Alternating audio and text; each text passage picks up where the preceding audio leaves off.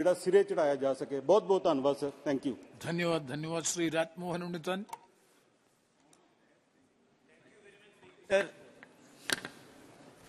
respected Speaker, sir, I strongly oppose the supplementary demand for grant. Political philosopher Niccolo Machiavelli warned that a prince who is without any wisdom himself cannot be well advised.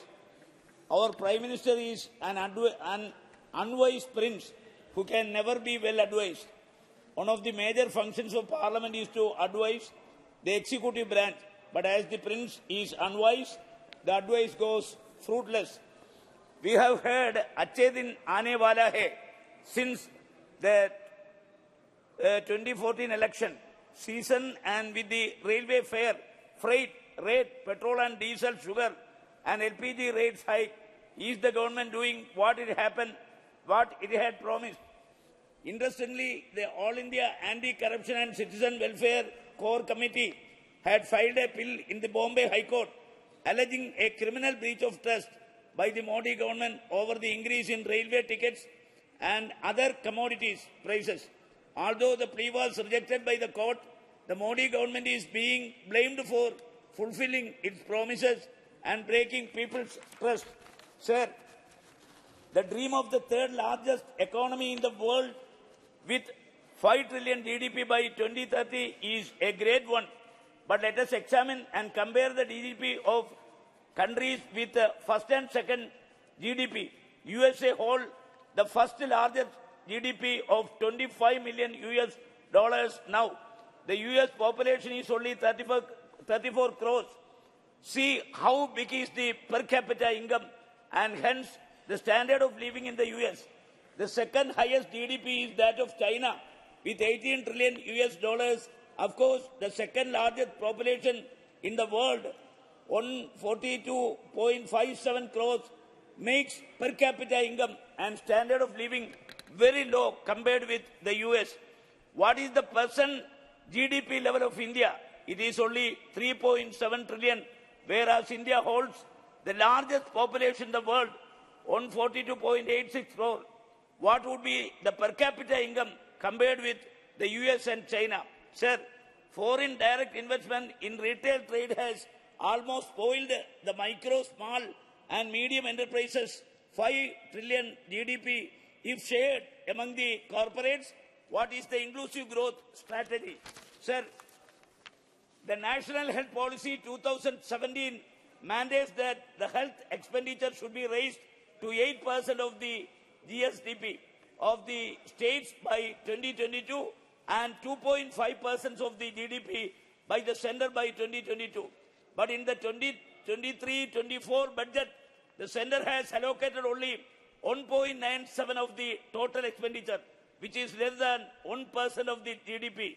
Remember the floating dead bodies on the river during COVID-19. So please, more funds as supplementary grants.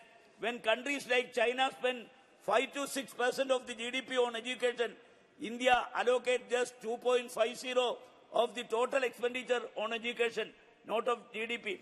The dropout rate is on the increase, which is alarmingly high among the SC/ST students. It would be remembered that the educated and skilled youth are a dividend of the country, not the unemployment illiterates. India continues to grapple with the persistent unemployment concerns marked by fluctuations evident across various regions and sectors. According to a recent Bloomberg report citing data from the Center of Monitoring Indian Economy for July, the national unemployment rate stands 7.95% as of July 2023. Sir, agriculture, which is India's largest private sector, is burdened with an archaic business model suffering from government controls. The farmer must be able to leverage land, labor and capital like any other entrepreneur to be viable, but lacks access to affordable credit, a reliable supply chain of inputs, and access to market. Just one.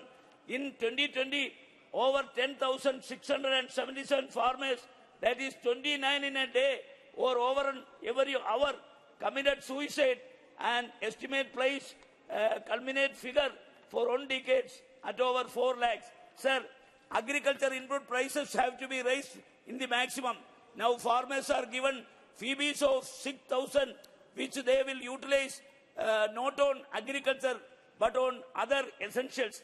Now, 10 please. crore poor families are given cooking gas connection with cylinders, but a cylinder at the rate of 910 cannot be afforded by them, sir, because of the changes in the norms by the 15th Finance Commission. Kerala's share from the divisible pool declined from 2.5, sir, in the 14th Finance Commission to 1.93. Yes. In the 15th Finance Commission, only one word, Commission, and hence the state under severe fiscal stress. The 60 years population is comparatively high in Kerala. A minimum grant of 10,000 crores is necessary to address the geriatric care, sir.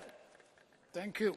Policies without, only one line, policies without principle is one of the 7 deadly signs according to Mahatma Gandhi. Sir, I am sorry to say that the Modi Sarkar is the epitome of politics without principle.